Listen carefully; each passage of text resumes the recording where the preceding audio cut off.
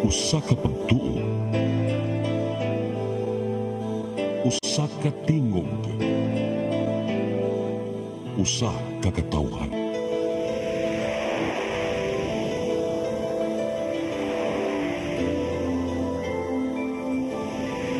Cebu Catholic Television Network.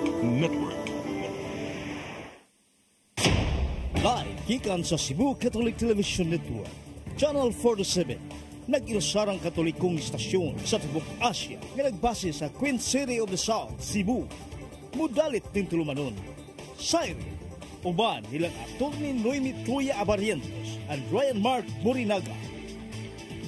Siren, tulumanon nga matulun-anon, pagkalingaw ug labaw sa tanan, makahatag og higayon sa katawo nga makapadayag sa tagsa-tagsa nila kabaruganan sa matag isyu nga atong tukiyon.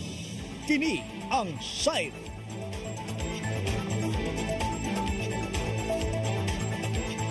Luzon, Visayas, Mindanao, Tibok Kalibutan, gikan din sarang dakben sa Sugbo. Maayong gabi ka natong tanan. Ako sa Ryan Mark, kauban nato sa Atty. Noemi Tuya. Attorney, good evening. Hello, may gabi isa tanan. Oh, may gabi ni mo, Ryan. Yes. How have you been? Murag nawala good me for a week. Yeah, because of the kalag-kalag. So, naservisyo rin ko sa Ginoo. Wow, no, believe ko kay ko aning kadaadlaw mo simba. Duha, tulo ka misa, dyan akong maservisyohan. Ang uban anang misa ko no, kay iyahan na nang gidedicate para sa... Actually, because... Thank you, Ross. Ako nag-dedicate para sa kanisiya. When people would... Because ang misa is the highest form of prayer. So, sa pila ka pa kasimba, dili sa ka selfish. Imo sa ang imong petition is for other people already. Yeah, it's not actually it's for other people. Yes. It's best if other people. Yes. Oo, so muna siya unya kanang ganina pag intro nimo laom lagi to imong maayong gabi sa tanan. Murag condition kaayo nga. Yes. 1 week kang nawa. But actually, no, very busy ta karong buwan na because ang buwan manggod sa November is the National Children's Month diri sa Pilipinas. Unya, there are activities lined up sa Council for the Welfare of Children nato diri sa Cebu, and we are part, ang Children's Legal Bureau is part of the Council for the Welfare of Children regional level. That's why medyo nangandam lang siguro ta. And actually, pag Thursday, November 7, nag-opening salvo ta dito sa SMC side. Wow. Na mga presentations ikan sa mga bata from different local government units. So, kayo ang mga bata. As in, nindot kayo natanaw ng mga gagmay niya mo perform. No? And it's actually facilitated by children also. At ang mga MCs are also children. So, it's nice to see empowered children. Empowered children. O yung arita sa from empowered to power. Anita po sa Cebu City. Since gahapon, trending si Attorney Colin Russell. Yes, kay nisod sa City Hall kay gusto siya mobalik sa iyang opisina as the city administrator during the term of former Mayor Mike Rama. Unya kay November 6 ramatud pa ni lapse na ang suspension. Kay ang ila yung insist attorney base sa mga balita ningon si Attorney Colin Russell nga wala naman kay kanang wala man mi kadawat sa order sa ombudsman gyud sa katong desisyon na nga sa to kanang dili na makakon si Rama. No? Oo. Actually, kuan na siya kanang it's very legal nga argument unya. Ang public actually would not understand such kind of legalese considering on the issue of nepotism, we all know nga nag-file na sila og motion for reconsideration. So, di bang ka maka-file og motion for reconsideration ang imuhang kampo kung wala mo nakadawat sa decision? So, how can you say nga mo rekon ka waday ka basa sa decision? Wala day ka kanang dawat officially. Kami, true enough, no, kanang ang mga abogado, kinahanglan madawat yun namin ang copy sa decision kay dili na effective in so far as we or our clients are concerned kung dili na mo madawat. That's why moon po ng excuse sa uban. So, mao siguro ang girelayan ni Attorney kanang Colin. I know, Attorney Colin, no, kay somehow, somewhere along the way, na may mga joint kanang tie-ups po sa mga previous nga mga activities. And, however, publicly, we know nga na-ay motion for recon. Diba? And in fact, Mayor Rama filed for a TRO Yes. before the Supreme Court para maapil gihapon ang iyahang pangalan sa balota karon. Kay kung wala pa siya TRO, tangtango na ang pangalan niya by virtue of that decision by the Ombudsman. So, siguro for the public, it will not hold water nga moingon o kanang wala nakadawat. Bahala siguro sa tinuuray, wala gyud. Pero nga nung nag-file ka og motion for reconsideration. So, dali ra gyud na nga pagsabot gyud nga kanang mura og legal nga palusot ang giingon nga wala nakadawat. Pero, para sa publiko, I don't think it's a good nga palusot considering we also know about the subsequent nga mga actions taken on that. So, kanang it's a gray area hinoon katong fact sa arrest. Gidakop siya kay usurpation of authority tungod kay dili na siya from the perspective of the Cebu City government, dili naman siya ang city administrator. By the interpretation of the Cebu City government, si Mayor Garcia naman ang mayor, dili naman si Mayor Rama, and coterminous ang term sa city administrator. But then, that needs to be, kanamura siya gray area, considering ang na-terminate si Mayor Rama.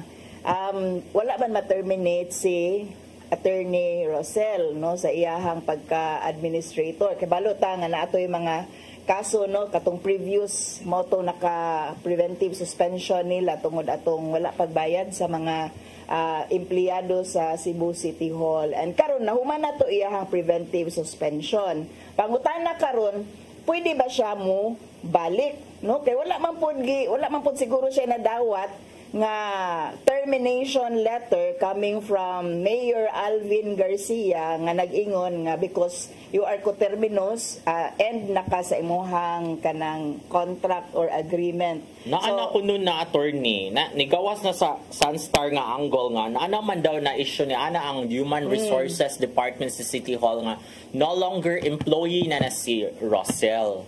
That's from the from the Human Resource, pero kontrata that has to be kanang kinahanglan kung giingnan ka nga employee ka for this particular period or for the period of the kanang elected official nganing ang kuani mo nganing appointee mo niya, questionable pa ang iyahang position. I think nag-recon pa sila ana. So gray area gyud na kung coterminous, kung nawala ba pod si Mayor si Attorney Rosel.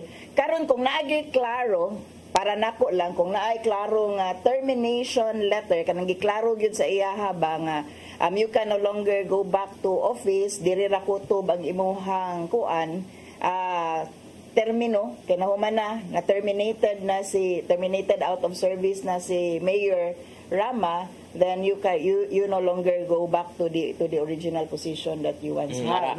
This is from Sansar. Akong basahon na kay na makadinha dapit na point. In response to Rosel's assertions that he would return as city administrator, Garcia said the Human Resources and Development Office confirmed that Rosel had been terminated as one of Rama's co-terminus employees. A notice from the office of the mayor dated October 21 said Rosel was no longer a City Hall employee as his appointment had expired following the dismissal of Rama, who was his appointing officer. So mauna siya pero that's the kuan, that's the Human Resource no.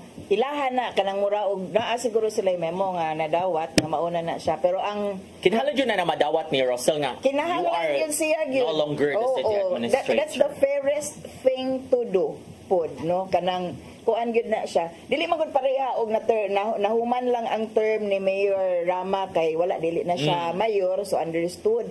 Pero kanang questionable man gud ang status kay it's still with the court. No pwede ra gud ilalis unya kanang allegation of a kanang criminal act, usurpation of authority. Kinahanglan man gud na siya criminal mind no, kana bang nakay criminal intent, although kanang taas kay na siya nga explanation. Explain na nga kanang katong iyahang gibuhat kay gray area man. Pwede siguro ko mobalik kay wala may ingon ana. Wala tayo klaro nga facts karon ha kay as I said bisag katong issue sa nepotism ni Mayor Rama, wala tayo ka ng facts ko, di man kita abogado ato, no? We only rely on what's in the Stories. news. Pero generally, we can only discuss about unsay facts na available nato. Kanang unsa ang criminal mind when Attorney Russell Cullen went to the Cebu City Hall asserting human naman akong preventive suspension niya, wala man ko nakadawat og klaro nga termination letter coming from the mayor karon nga dili na ko kabalik, so pwede pa siguro ko mobalik. So is that a criminal mind, no?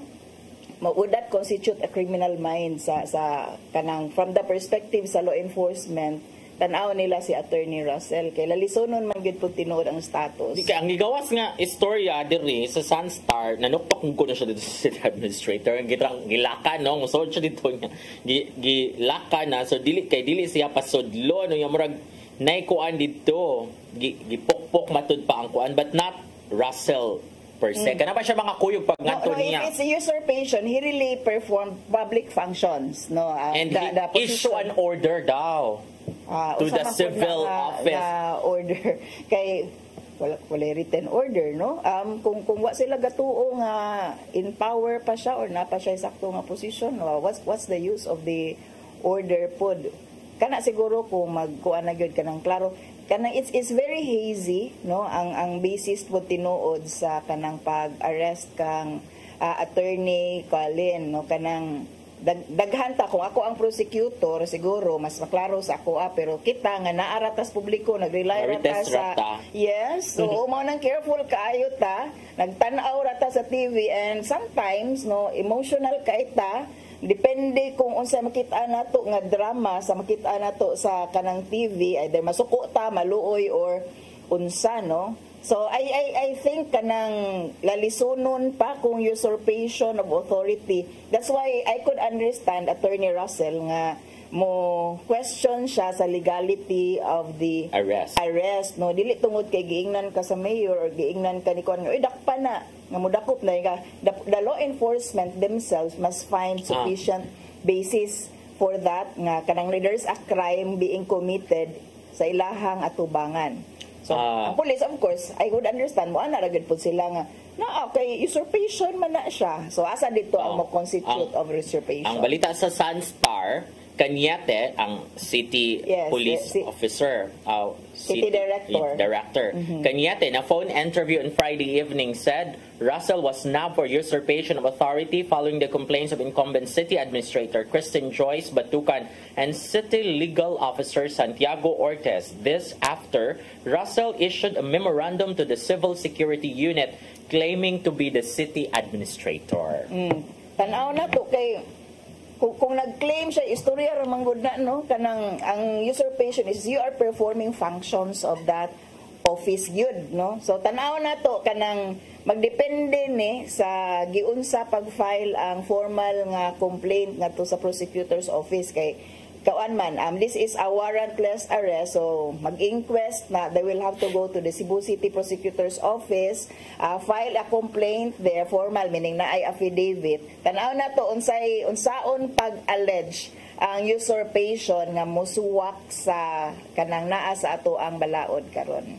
Yeah, so that's very interesting. Pero akong tanaw ani as a PR person, naghimo ra sila sa leda because prior to this, nabgo sa mga nanggawas nga mga balita nga ni ana ang camp ni Mayor Rama nga dapat dili mo motuwa ang mga nanggawas nga istorya nga dili na makalansar si Mayor Mike Rama. Oo, so basig siguro ilang i-assist ba parang to send the message across nga this is the lalisonon part pa, ang kanang mga ombudsman issue is pending pa, pero kato siya interesting sa tuwing gingon attorney no nga kung mingon mo kadawat pero nahugman nga inyong gi-acknowledge ang decision sa ombudsman mismo mo nakadawat sa order because ni file naman mo mga kuan naana mo i-avail na mo sa remedies under such kuan, under such kanang with the knowledge ba na kanang naa ang mga decision. The fact na atong naning kamo just nag TRO para dili mahagtang ang name ni Mayor Mike Rama sa ballot is also an acknowledgement nga nabasa na dawat. Tuumi anang inyong order and mo na ni among remedy para dili na ma-implement inyong order. Mga yumi kaning action o para in town dili mawala sa balota ang pangalan. So that's why sa public eye kanang mauna ang kanang tan-aw sa publiko kanang basic ra jud kaayo anong file na daghan naman mo gihimo nga action ano mo ingon man mo nga wala mo nakadawat, so nakadawat gyud mo, so and kana it create siguro an impression nga baka kun mo oo, and I'm sure na Mayor Rama does not want such kind of an impression. Wala si Mayor Mike Rama sa country. He's in Paris. Oo. So it's Attorney Russell, but Attorney Russell is acting on behalf og at kana ba kanang ang iyaha manggungkuan karon is ang kanang decision ni Mayor Mike Rama. O kung moingon siya nga wala makadawat unsang puy authority niya moingon nga wala nakadawat nga it's for Mayor Rama po no. So it should be Mayor Rama who should say that. O nga mo kadawat okay ra na si kuan I will respect the kanang actions of Attorney Russell kay tinuod nga wa ko kadawat, but karon it's actually Attorney Russell claiming wala pa madawat ang decision nga siya di pud siya makadawat kay di to para iya. Kasi di pa tumutingog si Mayor Mike Rama kay nag-honeymoon pa biya kay bago pa biya sing kasal ni kuan Malu di ba? Honeymoon all over again. So niya to sa lovers in Paris sila. Naminyo naman sila previously civil marriage. Kani church wedding na gyud. Yes. So this is very interesting. Mo sa giingon ni Inday Diosa ang katong complainant against Mayor Mike Rama sa kaning nepotism na kuan ngayon siya nga nakadawat magay kog copy sa motion for reconsideration gi-file sa complaint sa camp ni Mayor Mike Rama. So ano mo yung mamunga mo kadawat sa order. Tanaw na ni Inday Diosa naaman na allegation sa motion for reconsideration kanus-an niya na dawat ang kopya no, so pwede ra gyud na niya i-screenshot tanaw nato no kay nanay acknowledgement man because kung kanus-an na dawat ang kuan ang kanang decision mo sugod naman nag-ihap kanus-a mo human ang motion for reconsideration nga period no, in some instances 15 days na uban 10 days lang, so kaning kuan kaning mga ingon ani nga nuances very legal, so kinahanglan buta kakita yun no unsa gyud naa dito kay lisod gyud kayo i-comment legally okay na ni chika-chika istorya o lisod kayo i-chika legally kung wala ta kakita gyud bitaw sa record, wala ta ka hibaw ug wala ta ka appreciate sa facts as alleged dito kay sa balaod lain-lain man nga perspective. Ang usa ka kamatuoran pwede na lahi-lahi og interpretation. Ang kamatuoran kanang tinuod jud nga nahitabo ug ang kamatuoran nga gi-appreciate sa korte. Napoy kamatuoran nga ikaw ray naka-appreciate kanang sa imong perspective baon na ang reality no.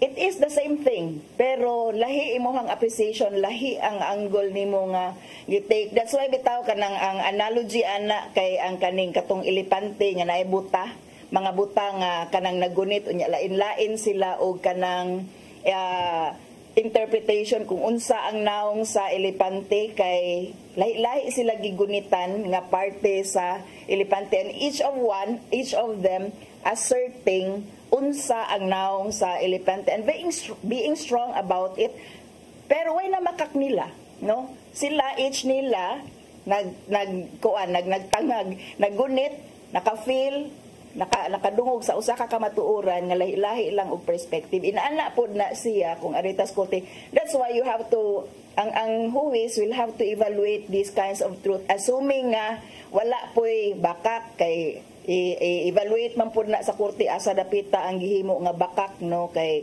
naamang gyud somehow untruth sa mga allegations. So it's for the court really to evaluate. And kanang na-evaluate sa korte might not be actually the actual reality. Mo lang na iyahang na-appreciate based sa mga gipang present nga facts. Kita pod magmarites ta, we are kanunay man kita nga mas ways ato ang personal nga perception, ato ang kaugalingong perception sa mga nakita nato no and our own biases, and we tend to assert based on that no, and like gyud igabot diri sa korte kung unsay na appreciate sa the authority deciding is that's it mao na gyud. Pero ang reaction ni Mayor Raymond Garcia siya nga nganong arim sa City Hall nga napa may other ways nga unsaon nila pag-assert ang ilang right. Ano dito siya sa City Hall? Kamusod siya. I would go for your kuan nga salida to siya. Oh. Kanang kinahanglan ang publicity kay nag-angat ang election. So kinahanglan nga maistoryahan, kinahanglan nga kanang the public would know nga naa pa mi, hello, we are still here. Ang DILG man mo yung nagpa-oath ni Garcia. So ang DILG dapat ang atakon nila ni Kuan dito. Hindi siya message sa City Hall. Because he's asserting his kuan, his presence. Symbolic siya. That's my office. Hey, I'm still here. It's kung sa salida nga perspective, yes, it salida is. Siya, for mileage. Ginugukan ba ya sa media? Pero ang wala that's the nila, human interest part of the it. mileage, murag inana ba to attract publicity, pero murag ang wala nang nila na abot sa ilang Kuan, sa ilang strategy is na-arrest nga mahitabo. I hope nga Attorney Russell was ready for that, no? Kay law enforcement can be unreasonable. Unya, you could be the subject of such unreasonableness, and sometimes you are a recipient of such. Unya, kay naaman sila sa authority, there's a presumption of regularity until such time nga ningon ang korte dili irregular ni siya. So, ang imuha na lang is to question it in the proper forum. Pero karon I think I don't know if is he still there kay it's a Friday unya kung chargean pa siya dili siya ka bail, so nagi panahon nga makatulog yun siya ato sa waterfront, I believe. Waterfront police station dito sa imong kuan lilian niya dito. Akong makasa di ako misitahon tanaw na to kung napa ba siya dito. By the time makaagita dito. Okay, mo na din na murag salida na siya unya. There is also another salida in my point of view ba. Kaning nag-press con si former President Rodrigo Duterte sa Davao yesterday. Yung giinan si Vice President Sara Duterte nga, you live politics. Sakto na nga ang imong papa presidente unya ikaw vice president, igo na kay tagsara na mahitabo sa usa ka pamilya. So pag negosyo na hawa na sa politika. Kuan gid gyapon no? Kuan gid kanang misogynist gid ni si Presidente Duterte no, kanang it's his daughter ba yan, no? And siguro inana lang yun siguro sila sa ilang pamilya. I think it's another salida na po. We know nga si Vice President Sara is headstrong, no, a very, very strong woman.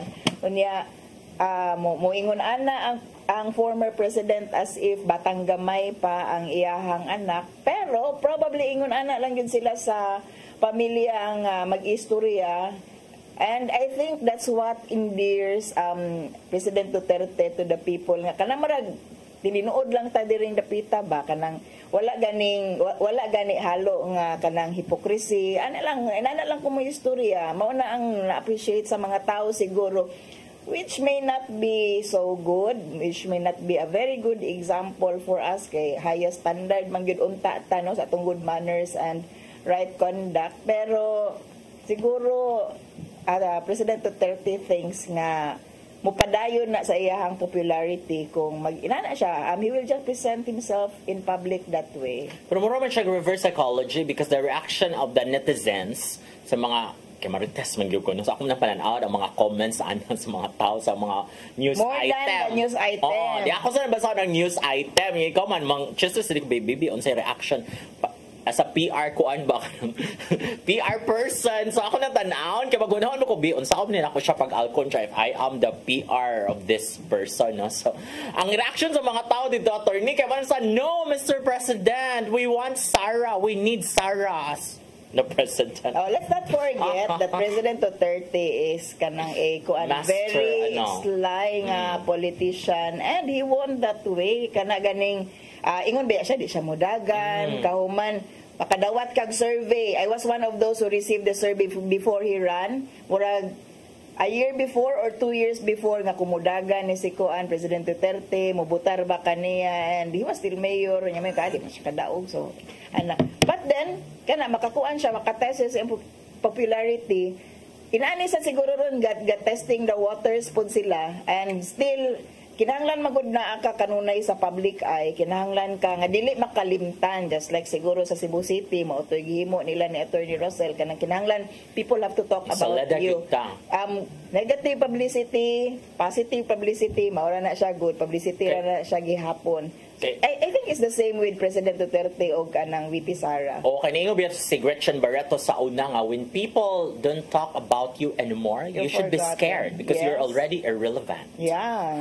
So you should... So saleda gyud siya. The hashtag is bahala saleda. na negative publicity na siya. Basta you are there, no? Pwede naman nimo bawion sa siguro imong publicity. But ang importante na hinunduman Because ka. dugay pa man sa 2028. Which is very important Filipinas for politicians. Kuan, dali man kaayo makalimot sad. Anyway, mo pa na after this break.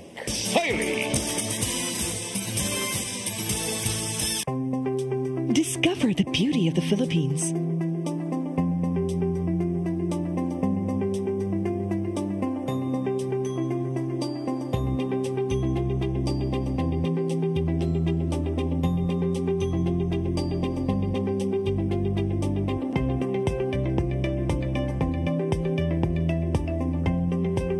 With Philippine Airlines, the country's flag carrier.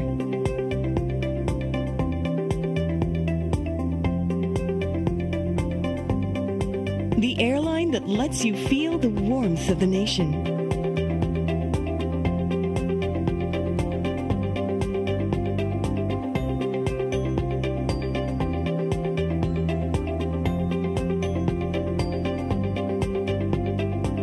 Mabuhay.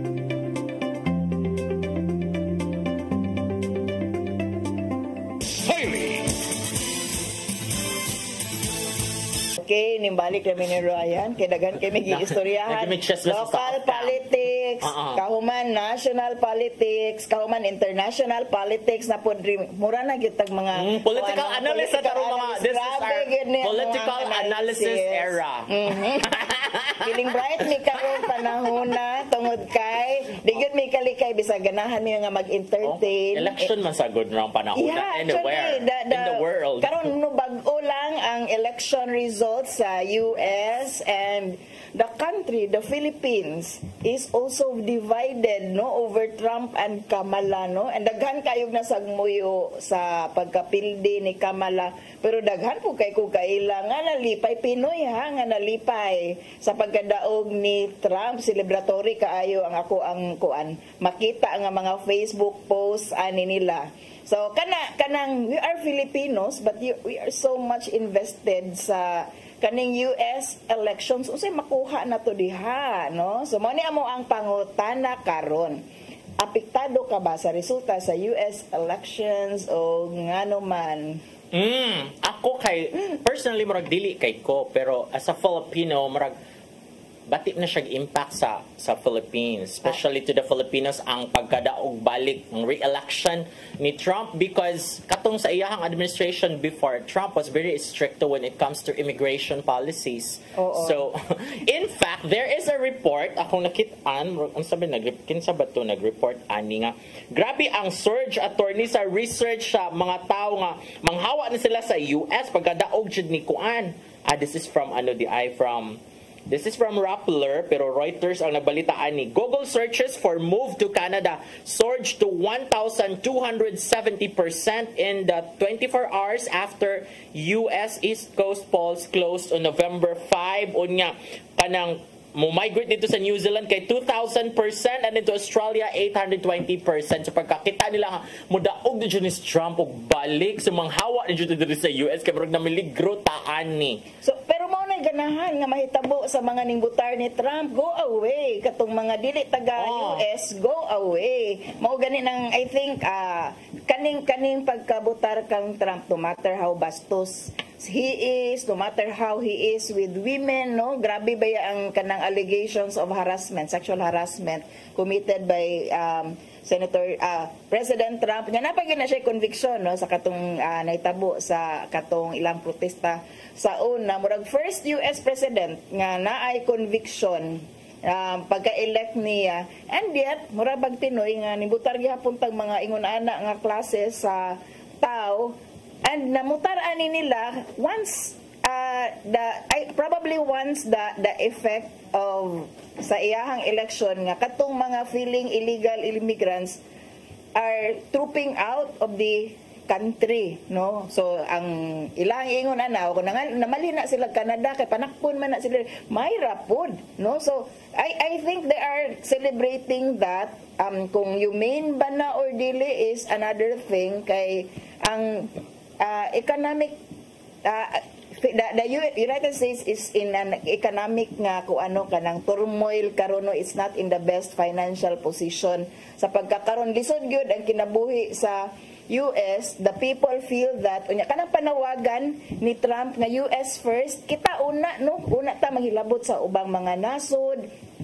Ato sa ning ayuson ato ang ekonomiya, ato sa ning sulbaron ning mga illegal immigrants nga maoy rason nganong nagkalisod-lisod ta kay they are taking away the jobs of the Americans from us, no? And it is actually kanang mura siya og mo cater sa mga ingon-ana nga sentiment nga feeling nila nagkalisod sila, and ang reason sa ilang pagkalisod are the illegal immigrants. Daghang kaayo sila kaila. The problem, actually, ang katawa-tawaan kay those who are feeling that way, many of those who are feeling that way, are not, dili man po di sila original, no? US, nga mga taga-Amerika. Actually, kanang US is, mura na siyang immigrant country, no?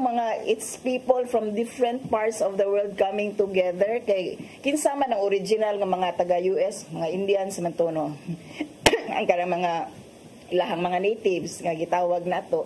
So I think kana lang reflection ng gyud siya kung unsa ang economic situation karon sa sa US. Mao man ni siya no kang Trump man ni nga administration katunin nga ipang-recall na ang mga BPO, dapat mobalik na sila dito sa US because mo lagi Americans first. Yes, niya.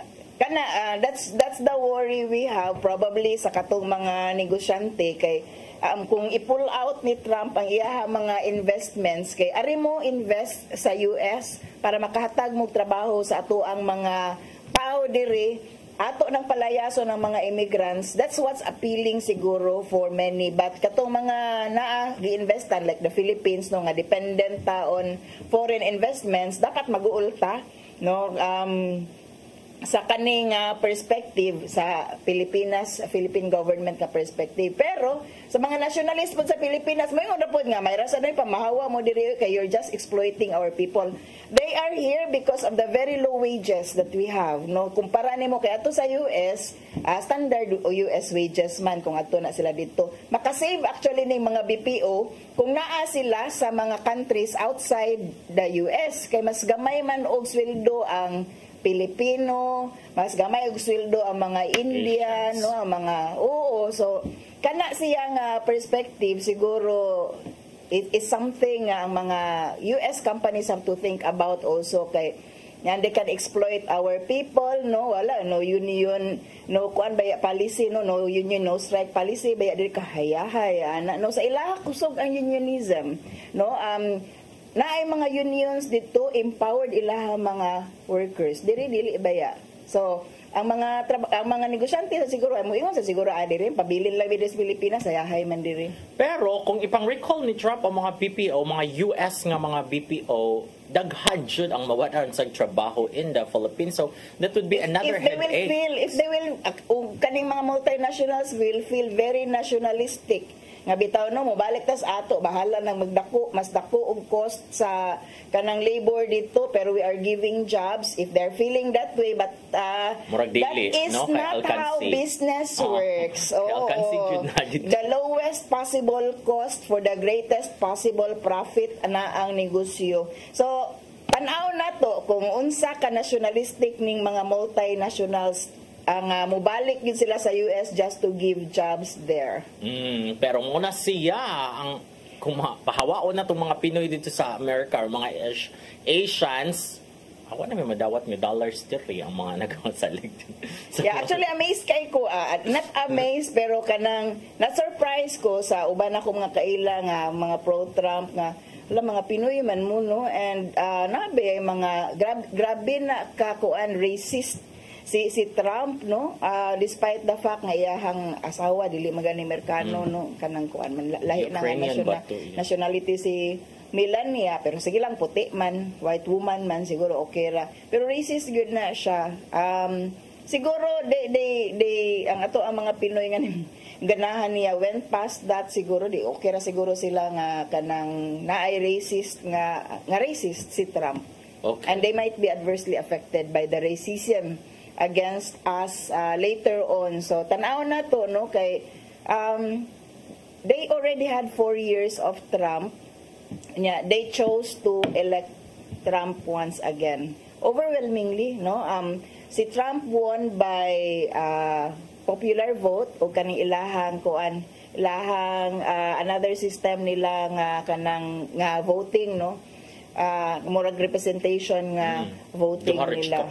Oh, so ning daog man siya sa duha kay usay mo daog kas popular vote, pero sa usa nga type of voting kay diha ka malkansi, depende sa kanang asa ka nga state, no, o kaning unsa kadaghan ang boto ani nga state. So kaning ato ang mga na-experience karon nga affected kay ta probably tungod kay influence sa social media, no, and the values that each of these candidates represent. Si Kamala has the same birthday as mine. So murag ma-interest jud ka nga okay, pareha mig birthday. And kung ning daog si Kamala, she would have been the first Asian or black woman to have won the presidency. No, and there are those who are saying dili pa ready ang American people for a woman president. And not their own. And not their own. So duha no dubla or double whammy. But Barack Obama won. Oh yes. He's the first black president sad. So dili siguro issue ang iyahang kuan race. Issue sa pagkababay, no. Dili pa madawat. Mao nay tan-aw sa uban. Ako sad ang usa siguro ka issue nga wala maklaro ni Kamala or wa siya klaro nga position. So ang presumption is she's in favor sa nagpadayon nga gubat between Israel ug Palestine, supporting with the US supporting Israel, no, sa kaning war. And there are a lot of women who do not like her position karon at all, the genocide that's happening karon sa kanang gubat. And bisan pa og babae siya, bisan pag Democrat siya, they will not support her kay kung siya daay gihapon ang muda og ipadayon daay gihapon niya nga gubat. So naay ingon ana nga klase nga kanang panghuna-huna. And somehow siguro that's the voice of the American people telling us kinsa ilahang ganahan over all of the issues nga ato ang nasabtan in so far as the US is concerned. So magmarites sa sadta in the next few days kung unsa na immediate impact sa re-election ni Trump sa US. Tanaw na to, no, kay na may immediate impact. Kuan naman na may namalin sa Canada ka, ha. Ni nag-research na kay manglayas na jud sila. Yes, research pa pero going out the perspective, no, nga kanang posible gukuron sila sa over daghan kayo nga issues, no. So kana siya tanawon po ni nato ang mga Pinoy nato nga naa sa US, unsa po kahay dangatan aning ato ang mga kanang beloved relatives, beloved countrymen, ito mga dollars. Oo. Okay. Anyway, so kung wala namang $3 matarog sa datong economy. Oo. Pero kuan kay ko sa mga Pinoy, kay kuan gyud kayo kanang nagsunod gyud sa election between Trump o Kamala, unya kung siguro unsa ta ka engross atong election dili murag ginaana pod ang ako mga kaila so far, no, nagay mga personal opinions regarding sa kaning election. Okay, unya manam to ilang election dito ni diri sa Philippines kay padung pawan sa mag midterm elections 2025. So grabe na sa diring pagbukal diri sa kuan, no, politics diri unya kani na trending sad ni few days ago kay na interview si Kuan si Pamela Barriquatro, who's running for governor against Governor Gwen Garcia. So na-interview siya, guest siya sa MyTV, no, sa atong mga amigos dito sa MyTV. Unya namagol siya statement nga gibuhian ni attorney, ingon siya nga kung makadaog siya dili na gyud niya ipadayon, meaning hunongon na niya ang pasigarbo sa Sugbo, ang soroy-soroy sa Sugbo because naapay daghang mga importante nga dapat tutukan sa probinsya. Ato basahon para ma-sure yun ha. Nang ingon si Cebu gubernatorial candidate Pamela Baricuatro expressed her intention to discontinue Governor Gwendolyn Garcia's signature programs. Soroy-soroy sugwan pasigarbo sa sugwip. She's elected as the next governor of Cebu. Baricuatro she criticized the annual events, calling them a waste of public funds and resources. Definitely not. I will not continue that one. Anything garbo for me. We have to look at the basic needs of the people of the province of Cebu. Daghan in taong nagkalisod ngano magpasigarbo man una ta. Ngano man lisod-suro nato mga tao sa probinsya para lang na moabot nga magsuroy-suroy. We're imposing on them. Definitely not. I will not continue that if I will be the governor of Cebu. Of course, as expected, naningog ang mga association sa mga choreographers because ang ilaha is ang pasigarbo sa Cebu daghan siya natabangan kaya mga mananaya, mga choreographers, mga dancers, everybody involved sa production is na sila kwarta. And then when it comes to soroy-soroy matud pa, dako siyang matabang sa tourism aspect of the municipality. So dili jud sila o anana, no? Of course, in favor gid silang Governor Gwendolyn Garcia. Actually, no, this time siguro akong tanaw, I will also disagree with Pam, Miss Baricuatro on this matter.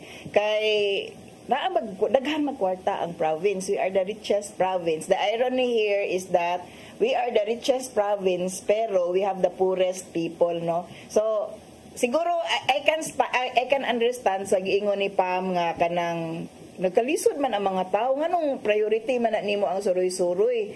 Pero on one hand ako panguna-una nga ang kanang pasigarbo, suroy-suroy is part of the tourism effort, no, sa ato ang probinsya. To appreciate our own cultures kay di ba kung madto ka sa nagkalain-lain nga local government pakiton ka unsay naa nila unsa ilahang delicacies what they have to offer nga oy sa kuan ay ni sa ilaha dining Kiseo for example is Compostela, no, and Argao is really kanang torta.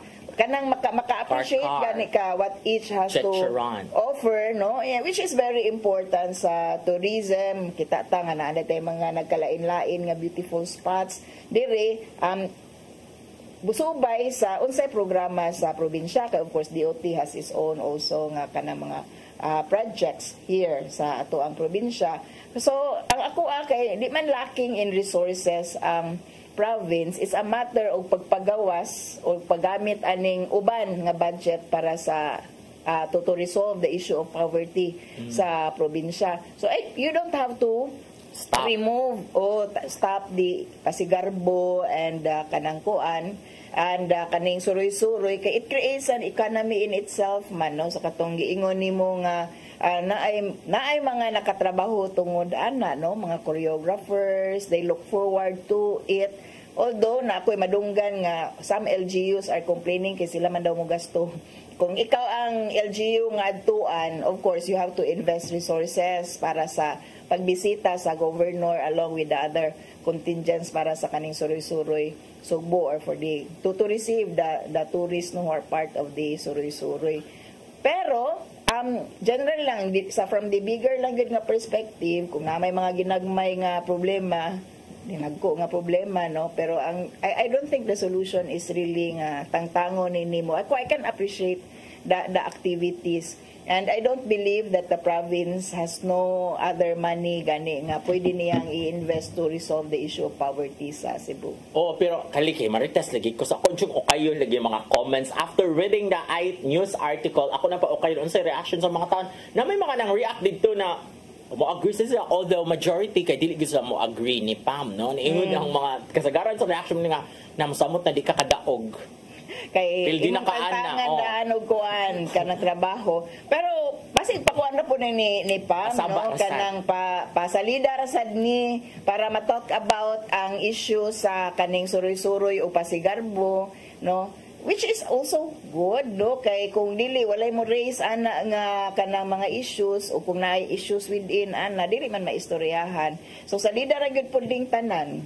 Pero nay mga nang react dito ng mga netizens sa nga we would agree with Pam. Kani siguro sa iyang point nga ningon siya na nganong naglisod man, nganong Pasigarbo man ta, no? Kay na may mga ni-comment dito nga ang mga district hospitals sa province reportedly are lacking of doctors. Oh, pero dili tungod na kay way kwarta ang probinsya. It's because of other things. Oo, so muna nga nasad pero I think majority yun ang dili gud mo agree ni Pam. Nga wala o no. Matangtangon jud ang Pasigarbo sa Sugbo kang soroy-soroy Sugbo. Kay naka-appreciate og naagyoy tinuod nga mga jobs nga na-create tungod ani nga mga efforts no sa ato ang governor nga mapa-showcase ang tanan nga kanang nindot sa usa ka local government unit kada bisita sa mga turista. Kay mao man nino ang kaning Pasigarbo o kaning suroy-suroy na man gud ni mura man gud ni siya og kanang mga turista nga imuhang gi-tour guide sa mga LGUs nato niya. Oh, yeah. Ato na dito ipang-book man dito sa mga resort, ana. Every time package naman na siya. So it's really every time na mo abot sa imuhang LGU nga mga turista manggod na ay kwarta tungod sa booking, tungod sa kanang mga pagpalit kay kung moabot ni sila mamalit man gyud ni no. Kung naay mga baligya mamalit man gyud siya sumubos siya sa ekonomiya local nga economy. So I can understand also nga ang mga LGUs well na ay mga feedback pero napoy daghan nga maka-appreciate kay maadtuan ilahang lugar no ma-showcase ang ilahang lugar. Yes, onya ni mga nang reactive. Oo, atong tan-aw ni ato ang mga reactions diri kay dili biya siya varied nga reaction mura og ganahan sila nga i-retain naa si Ixmier Tour mausad nay unahon na tong iyahang comment. Ang first niya nga comment nga no wag tangon man unsa na lang pangita sa mga munisipyo matag lungsod maunay way para i-cater nila ila mga products o ila turismo ug wag tangon na unsa na lay kahay kita sa probinsya dili ko uyon maunay nakahatag og panginabuhian sa matag lungsod niya wala sad na way mausad na way og para maila ang taga lungsod sa ilang mga beauty spot niya. Napod si Bienvenido Lagahin, ningon rin siya dili. Wala siya na-explain. Di siya mo yun. Dili siya mo yun. Oo. Kaya ang pangutana, angayan bagyong wag tangon ang Pasigarbo og soroy-soroy Sugbo nga numan. Sumuto yaha, dili angayang tangtangon.